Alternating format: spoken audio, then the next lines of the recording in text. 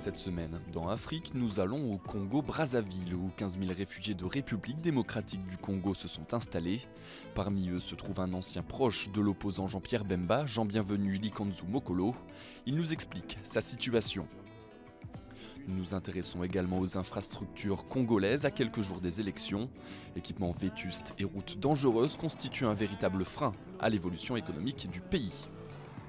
Mais tout de suite, les titres de l'actualité. Les élections générales congolaises sont de nouveau ajournées en raison de problèmes techniques. Les Congolais attendront désormais le 30 décembre pour choisir le successeur de Joseph Kabila. Choqué de voir que ça fait plus de 2 ans, depuis 2016, qu'ils sont en train de préparer les élections, mais il n'y a pas de changement. Il n'y a pas l'aboutissement. On se pose la question de savoir s'il y a vraiment la volonté que les élections aient lieu ou pas. C'est le 3e report de ces élections depuis la fin du dernier mandat de Joseph Kabila le 20 décembre 2016. 3 principaux candidats se détachent parmi les prétendants à sa succession: Emmanuel Ramazani Shadari, Félix Tshisekedi et Martin Fayulu.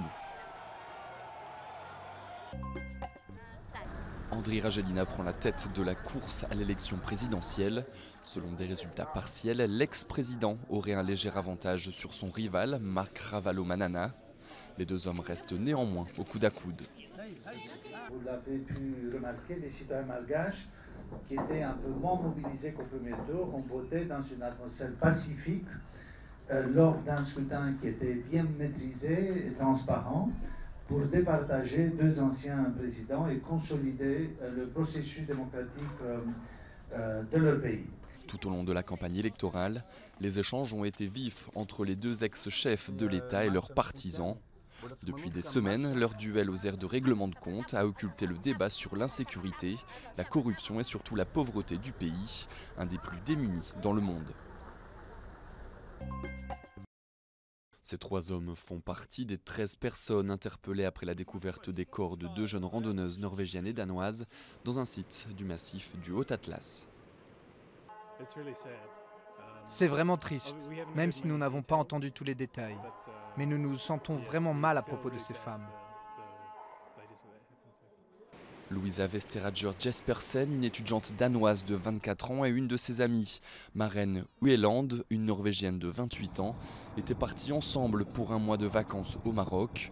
Leurs corps ont été découverts sur un site isolé où elles avaient planté la tente pour la nuit, à 2 heures de marche du village d'Imlil. Des centaines de personnes ont marché à Freetown contre les viols en Sierra Leone. L'épouse du président, Fatima Bio, initiatrice de la campagne Ne touchez pas à nos filles, faisait partie du cortège. Je conseille à tous les hommes de la Sierra Leone de ne pas toucher à nos filles. Bas les pattes. Si tu veux te marier, tu vas te marier à 20 ans. Tu peux l'épouser, mais même à 18 ans, on ne peut pas vous autoriser à vous marier. Nous voulons que toutes nos filles aillent à l'école pour être éduquées et devenir quelqu'un, pour être comme la première dame. En Sierra Leone, les autorités veulent durcir les peines contre les auteurs de violences sexuelles. Selon des statistiques de la police, le nombre de cas de violences sexuelles a doublé en 1 an dans le pays, passant de 4 750 en 2017 à 8 500 depuis le début de l'année. La justice sud-africaine lance un mandat d'arrêt pour coups et blessures graves contre Grace Mugabe pour des faits datant de décembre 2017. L'an dernier, l'ex-première dame avait violemment agressé le mannequin Gabriela Angels à l'aide d'une rallonge électrique dans un hôtel de luxe du quartier des affaires de Sandton. Le mannequin avait alors souffert de nombreuses coupures au front et à l'arrière du crâne. Bénéficiant d'une immunité diplomatique, l'épouse de Robert Mugabe avait alors échappé à la justice et fui au Zimbabwe. On ignore où se trouvait mercredi Madame Mugabe.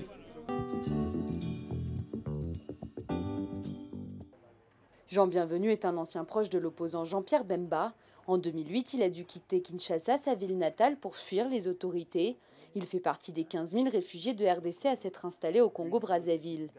C'est très dur parce que regarder Kinshasa et ne pas avoir cette possibilité d'y revenir, c'est pas facile, c'est pas facile.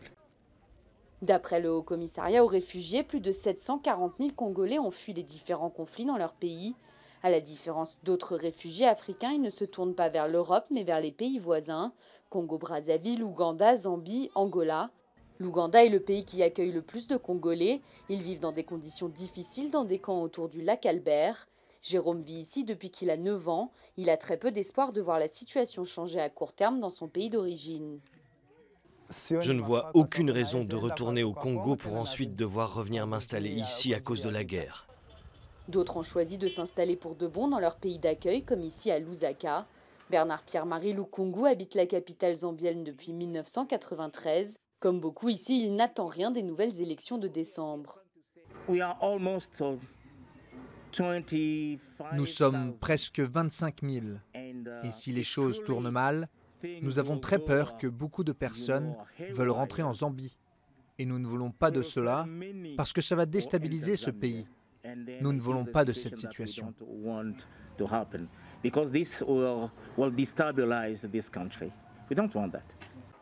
La crise a également provoqué le déplacement de 4,5 millions de Congolais au sein de la RDC, des réfugiés dans leur propre pays.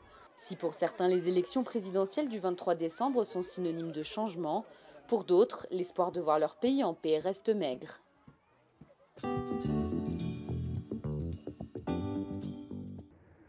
Créé avant l'indépendance, le port international de Matadi est l'un des rares débouchés maritimes du pays.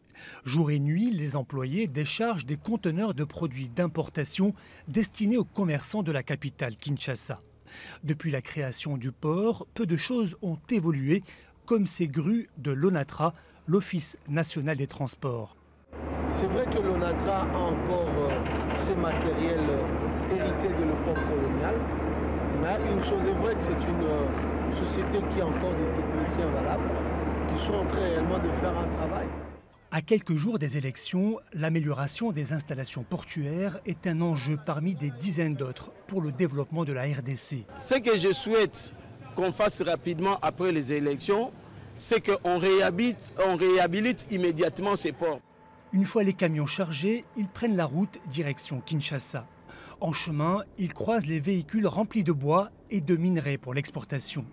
Et beaucoup de carcasses de voitures accidentées.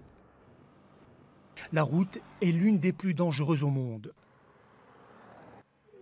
Manzeza est un petit trafiquant de carburant qu'il revend à Kinshasa. Il utilise cette route plusieurs fois par semaine. J'ai été témoin de plusieurs accidents sur cet axe. Des têtes fracassées, des corps éventrés, des dégâts énormes. Tout ça, ce sont les dégâts que les remorques sont en train de causer. Pour emprunter la route Matadi-Kinshasa, les chauffeurs doivent payer 10 $ de péage. Une somme conséquente dans un pays où la majorité de la population vit avec moins de 2 $ par jour. Conscients des problèmes, les candidats à l'élection présidentielle promettent dans leur dernier meeting des milliards de dollars pour développer le pays et ses infrastructures. Reste à convaincre les électeurs.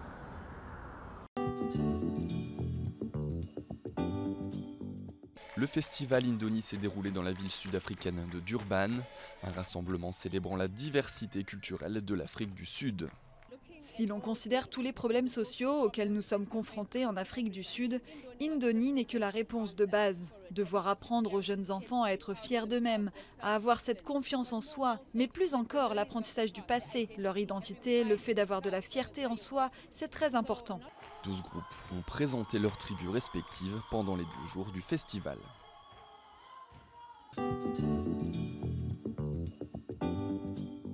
Au Kenya, des membres de la communauté Maasai ont participé à des Jeux olympiques Maasai. Au-delà de l'aspect purement sportif, cet événement a pour objectif de faire passer un message, préserver l'environnement. La raison pour laquelle nous organisons ces Jeux olympiques Maasai, c'est pour sensibiliser à la conservation de la faune. Pendant des générations, les guerriers Maasai prouvaient effectivement leur virilité en tuant un lion. Mais une campagne menée par le champion olympique kényan David Rudisha veut qu'ils troquent leur lance contre une activité sportive. C'est tout pour cette édition d'Afrique. Rendez-vous la semaine prochaine.